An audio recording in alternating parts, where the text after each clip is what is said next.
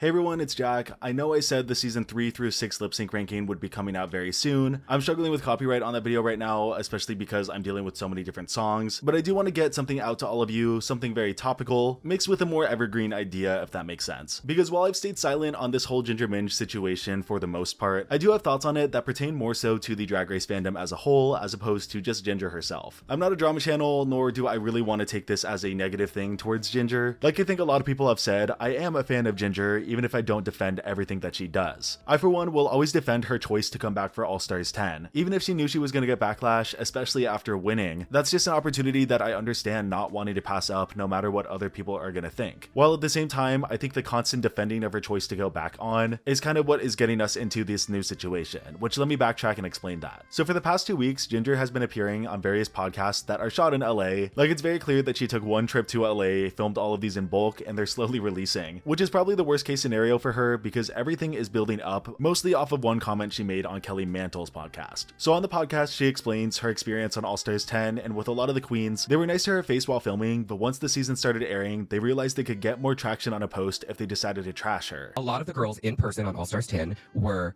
very kind to my face, were very supportive of me in the room. Yeah. They just started one by one kind of defecting and going, oh, I can get more traction on this post if I trash Ginger, or if I say this about her. With Mistress and Lydia being the only queens on the cast to check in on her each and every week. And this is where the floodgates opened, with many of the queens coming out saying that was just a complete lie. Diabetti being one in particular, saying she would call to check on Ginger, but it was always such a one-sided thing that she was sick of doing it. Cynthia Lee Fontaine is another queen that said that she did check on Ginger, and just knowing her, that I know that is true. Cynthia is one of the kindest, most supportive people in the fandom. I've exchanged words with her. If anyone were to check on Ginger, I would expect it to be Cynthia, and that's what Cynthia is saying, but I digress. Other queens like Bosco and Aja basically said that it's a two-sided thing. They didn't check on her, but she didn't extend that same support to them either. Girl, who the f checked in on me? You a bitch ass didn't check up on me? Be real.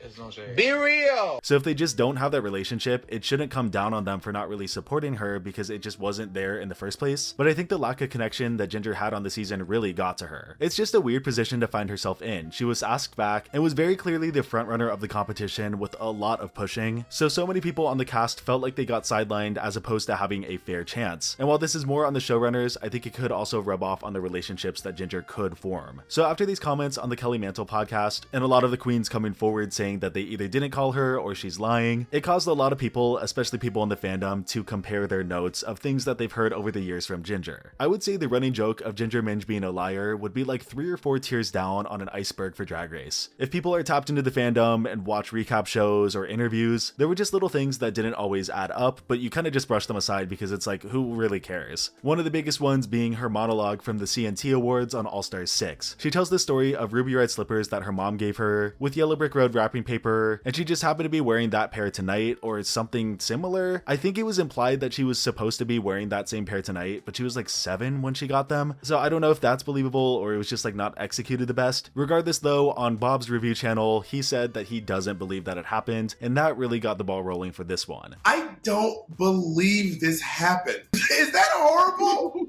Why is that controversial? It's your opinion, and it definitely didn't happen.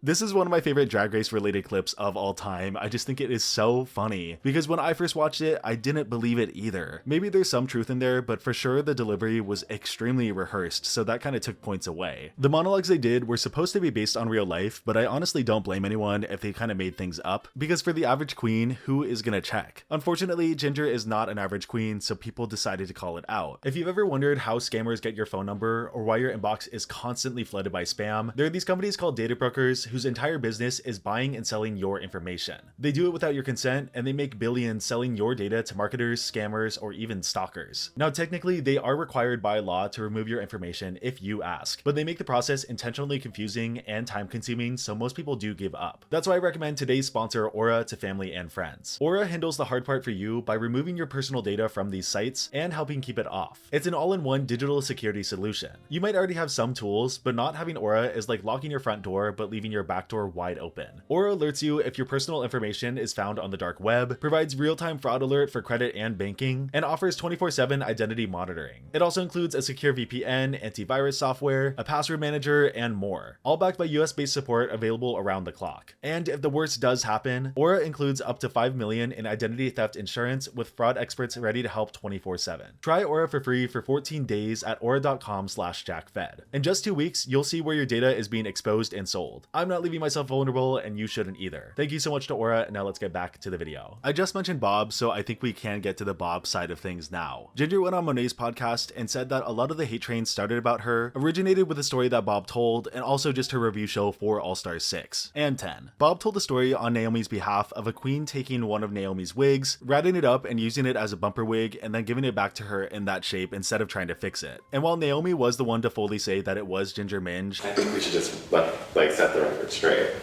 How do we set the record straight? I mean, it was Ginger Minj. Bob was the first one to tell this story and prompt her to bring it up, so I think that's where Ginger Minj gets upset at Bob. Bob's also told multiple stories on his podcast about Ginger Minj. There's the famous, if this season doesn't win an Emmy, it's because of this outfit. Yeah, it's really. If this season doesn't win an Emmy, it's because of this outfit.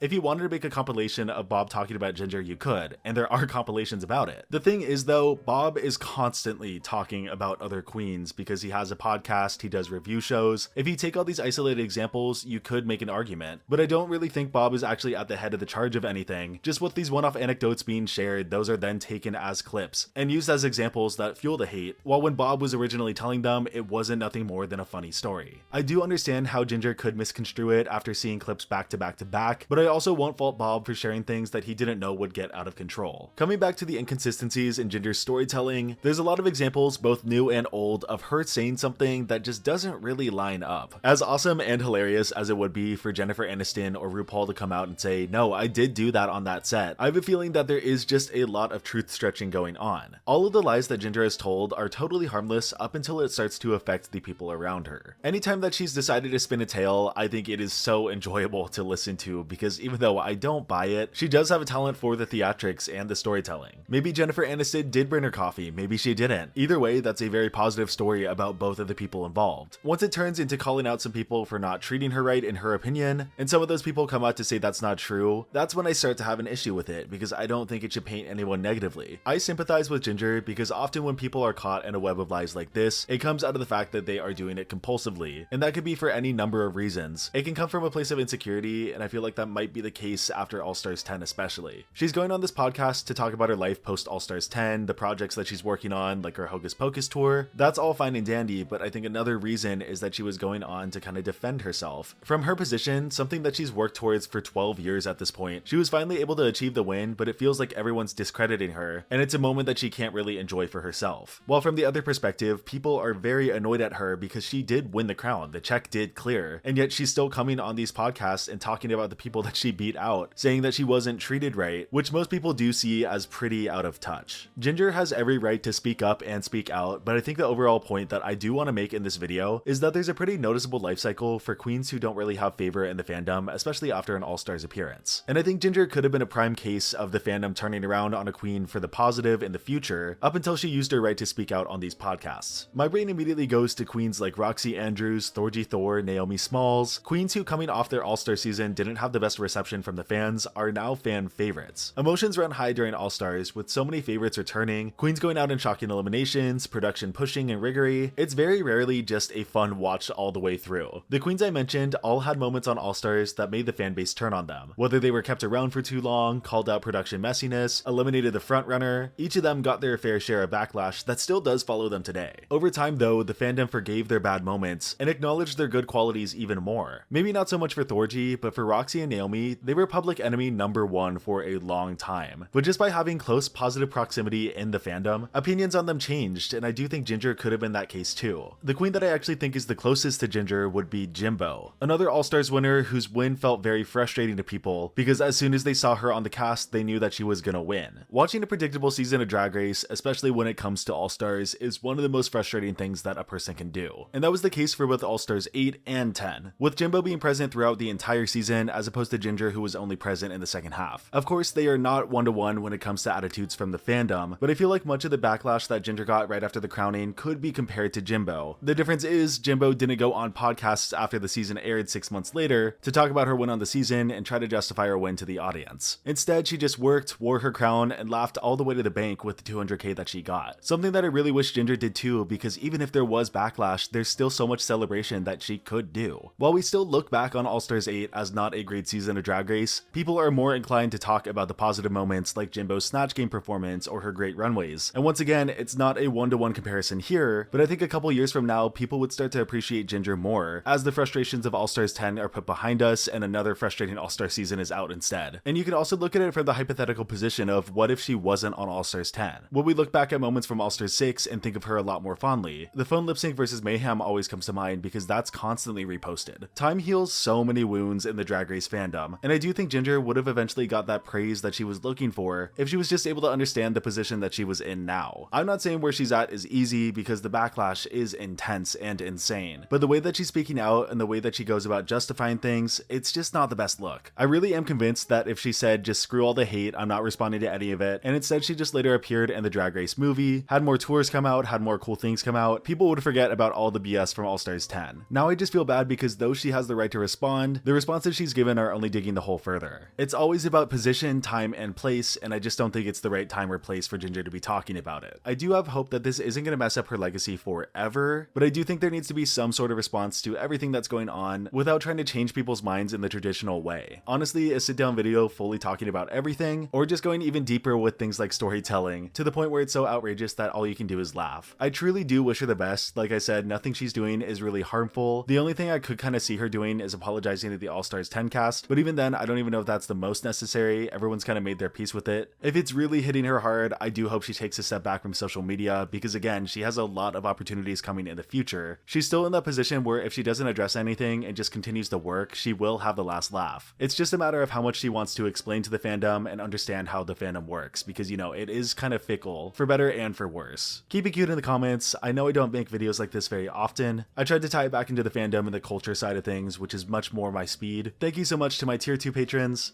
And thank you to my tier 3 patrons, Shira, Frankie, and Steely. I'm gonna try and fix the lip sync ranking video, and I will see you soon with another video. Be real.